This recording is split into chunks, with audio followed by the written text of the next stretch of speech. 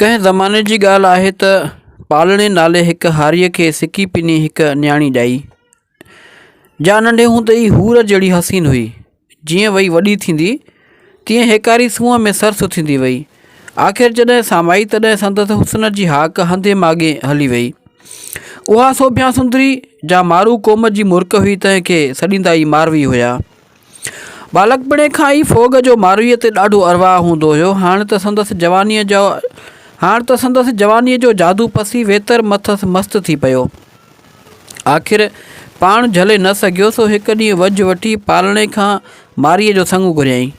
पालणे त मारीअ जी माइटी पंहिंजे हिकु न्यातीअ खेत सां अॻे ई करे छॾी हुई, सो सफ़ा नाबरी वारियईं।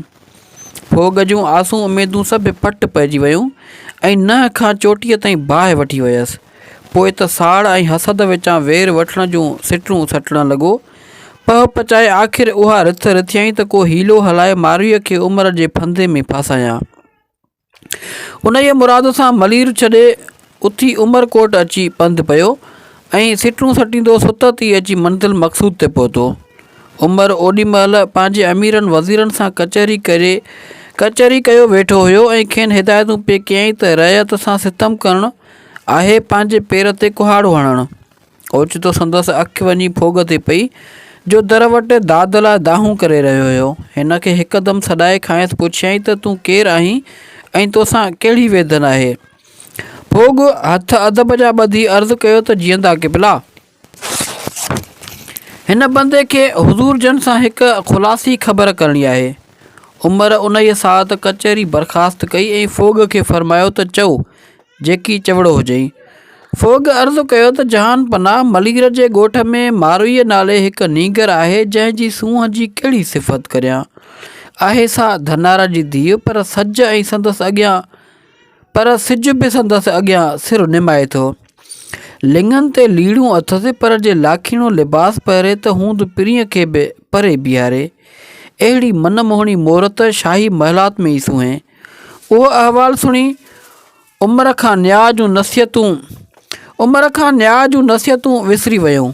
मारीअ जे अणॾिठी सूरत ते अकनि छकनि थी पियो ऐं पको पह कयईं त खेसि हीले बहाने हथु करे पंहिंजे पुट जी राणी बणाईंदुसि।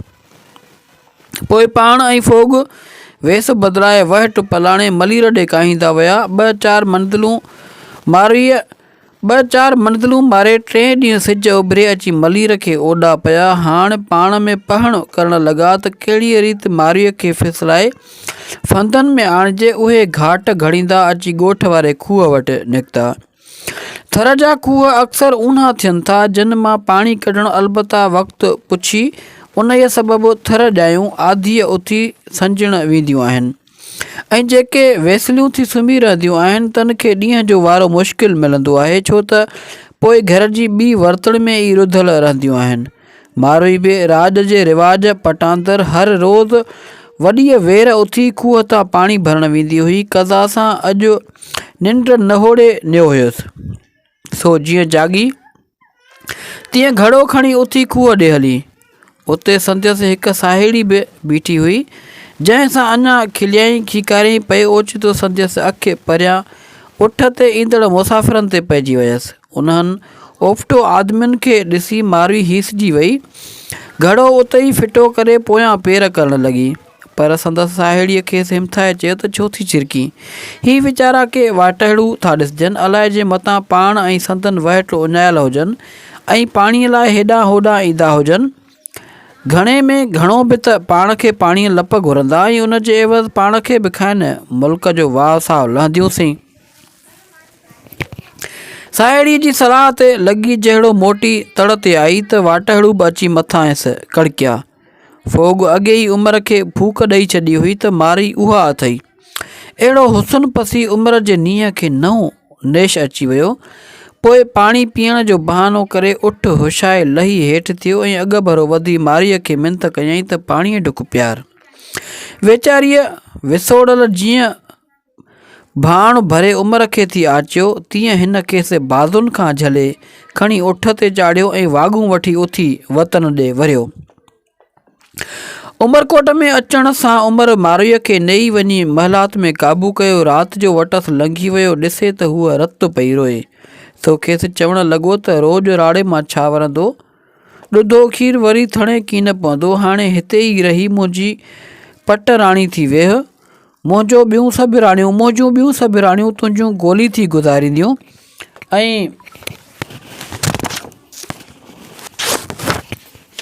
ऐं आउं बि सारी राति तुंहिंजो ॿधो बानो थी गुज़ारींदुसि। पर मारुई जीअं वेही पंहिंजा पखा ऐं पवार यादि कंदी, तीअं वेतर वेही हंजूं हारींदी। आख़िर जॾहिं उमिरि घणो सतायसि तॾहिं जवाबु ॾिनई त मुंहिंजो खेत सईं अज़ल खां ई लाऊं लधल आहिनि, मुंहिंजूं खेत सईं अज़ल सां ई लाऊं लधल आहिनि। सो हिन बिना मुंहिंजो जीउ ॿिए कंहिं सां मूर न बुझंदो। उमिरि महिरबानी करे मूंखे मोकल ॾे त आउं मोटी मलीर वञा। पर उमिरि न मुड़ियो ऐं सम्झाईं त जीअं वक़्तु वेंदो गुज़रंदो तीअं मारुई वेंदी, होॾ तां हटंदी। संदसि उहा उमेद अजाई हुई, जीअं वेही वेरम पवंदी तीअं मारुईअ जे मन में वेही उमिरि लाइ धिकार वधीक थींदी। रातो ॾींहुं साॻियुनि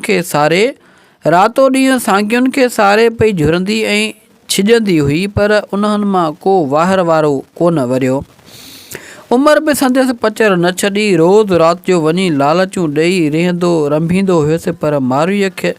पर मारुईअ पखनि जी प्रीत माड़ियुनि सां मूर न मटी। मारुनि लाइ जा अंदर में उकीर हुयसि, सा हरगिज़ माठी न थियसि। उमिरि जे पट पटीहरनि ऐं बख़मल बाफ़तनि खे अबाणी लोईअ जो मटु न कयई। हिन जे सोननि रूपनि गहणनि अतरनि अंबरियुनि पुलाहनि सत रछियुनि ऐं मेवनि मिठाइनि खे थञ समान करे सम्झाई। उमिरि घणो ई दुतारियुसि, पर वरियो ई कुझु कीन। आख़िर डमर विचां खणी कोट में क़ैद कयईंसि। बसि पोइ त वीचारीअ खे ॿिन्ही पारे हयाती वेह थी आई। हेॾां उमिरि जा अहज ऐं ईज़ा, होॾां मारुनि जी लागर्ज़ी ऐं बेपरवाही उतर लॻी खूह तां खॼी आई हुई। मथां अची वाहूंदा वरिया मारुनि जूं मुंद जूं हाजूं यादि करे हंजूं पई हारींदी हुई। संदसि वरलाप ॿुधी वाटड़ू बि अखियुनि मां आब पिया आणींदा हुआ। जे सांबीड़ा अची सार लहनि हा त बंदि न सारे हा। हाणे अची मींहं जी मौसम थी आहे, मारू माल काहे डटे पटे पखिड़िजी विया आहिनि। हर को पंहिंजी हाज कम में पूरो आहे। मारुईअ जो महलनि में हीअं पियो मुंझे। नाउमीदी ऐं निराशाई वकोड़े वयसि। खसी खसी लीड़ूं थी वयसि। चगनि में चीड़ पइजी वयसि। दिलि में जा दर्द जी दूही पई दुखेसि। तंहिं हणी मुंहुं मेरो करे विधो अथसि। खाधो पीतो छॾे ॾिनो अथसि ऐं मरण वहीणे अची थी आहे। सो उमिरि खे सॾाए खेसि ॿाॾाए चवे थी त जीअरी त आजाईअ जो ॾींहुं न ॾिठुमि। हाणे वतन लाइ वाझाईंदे जे हिते ई मरी वञा त महिरबानी करे मुंहिंजो मड़ मलीर रवानो कजो ऐं दफ़न कफ़न वेर मर ऐं लोबां जे बदिरां उनखे मुंहिंजे ॾाॾाणे ॾेह जे वलियुनि जो वास ॾिजो।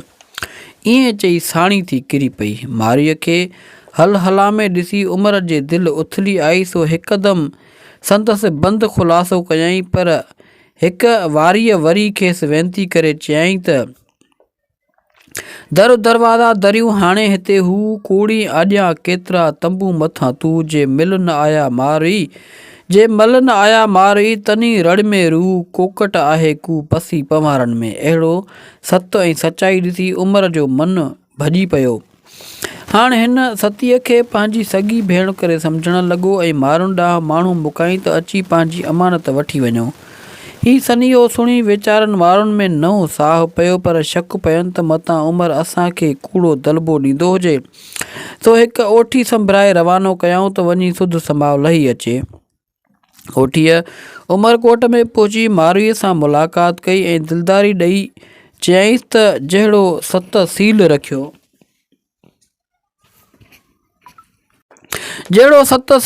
अथई तहिड़ो ई रखियो अचिजांइ। इजो वाहरू वरिया के वरिया। पोइ वहलोई मलीर मोटियो ऐं माण्हुनि खे वञी सारो अहवालु सुणायईं। सारे ॾेह में वाधायूं वरी वयूं। पोइ त मारुईअ जा माइट ऐं खेतसी गॾिजी उमरकोट आया। उमर साणनि वॾा सहज कया ऐं मारुईअ खे सूखड़ियूं सुड़ियूं ॾेई खेसि संदन हवाले कयो। तारीख़ ताहिरी जो मुसनिफ़ चवे थो त खेतसीन जे मन में मारुईअ जी बसनत बदगुमानी वेही वई। सो खांइसि गोशो पियो कंदो हुयो ऐं उथंदे वेहंदे वेण पियो विझंदो हुअसि। साॻीअ सां उमर खे पतो पइजी वियो त कीअं न खेतसी मारीअ जी सत में शक आणे ख़ुदि संदसि बदनामी करे रहियो आहे। ॾाढी मिठियां लॻसि। सो हिकदमि फ़ौज संभराए माण्हुनि ते हमिलो करायईं। माण्हुनि खे बि गुड़क पइजी वई। सो उथी भॻा। हाणे त हेकारी वधीक चोपचो थियणु लॻी। तंहिं करे उमर माण्हुनि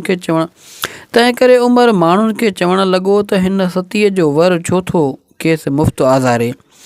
उहा का ख़बर पवेसि थी त ईअं करण सां न फ़िक़त पंहिंजी ज़ाल जी पर मुंहिंजी बि शोहरत थो करे। हीअ रोइदाद ॾिसी मारुईअ खे ॾाढो अरमान थियो। पोइ हीअ पतोरता न्यात जे ज़ालुनि खे तसली ॾेई पंहिंजी सत जे ज़ोर ते सिधो उमर वटि लॻी वई ऐं वञी चयईंसि त तूं हिन मुल्क जो वाली आहीं। जे अहिड़ा उबिता पार न हली हां त अॼु न पाण खे पुड़ाई हां न मूंखे। पराई लॼ खे 12 महीना कोट में काबू रखी नाहक हिन खे शक शुबे जो शिकार बणाई। लोक खे सच कूड़ जी कहिड़ी कल। जे असां ते बोहतान रखियाऊं त उन में कहिड़ो अजब। गैरत वचां जे मुंहिंजो भतार मूंखे हणी मारे विझे त बि ॾोही न चइबो। तलाफ़ी त कान की अटलो आयो आहीं। ॾुखोयलनि खे वधीक ॾिखोइण पंहिंजा अफ़ाल सारे अमीन थी ॾिस त कंहिंजो ॾोह आहे। उमर खे उहा ॻाल्हि दिलि सां लॻी आई ऐं पंहिंजी कई खां पेशेमान थी फ़ौज वापसि घुराए वरिताईं। पोइ खेतसीन खे सॾाए चयईं त कसम खणी थो चवां त मूं का ख़यानत न कई आहे। उन इहा ॻाल्हि खे साबित करण लाइ आउं हिंदू धर्म जी कहिड़ी बि परीक्षा करण लाइ तयारु आहियां। पर मारुईअ न मञियो। चवणु लॻी त परीक्षा मूंखे ई जुॻाए। मन ईअं ई पाण तां ऐं पंहिंजे कर तां कारह जो टिको लाहियां।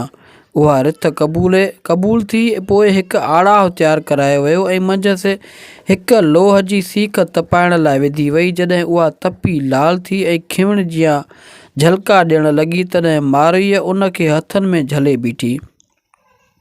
ख़ुदा जी जोड़ जो लहस बि कान आयसि। हाणे हिंदुनि जी नज़र में हूअ सभु ऐब खां आजी थी ऐं सभिनी खे तस्दीक थी त हूअ तहक़ीक़ सती आहे। कुदरत जो अहिड़ो अजब रंग पसी। उमर बि पंहिंजी सचाईअ साबित करण लाइ मती मच में काहे पियो। संदसि वार बि वंगो न थियो। हाणे माण्हुनि जा बि वात बंदि थी विया। हिन खां पोइ खेतसीन ऐं मारुई पाण में मुहबत वंडे बाक़ी हयातीअ जा ॾींहं सुख सांत में गुज़ारण लॻा।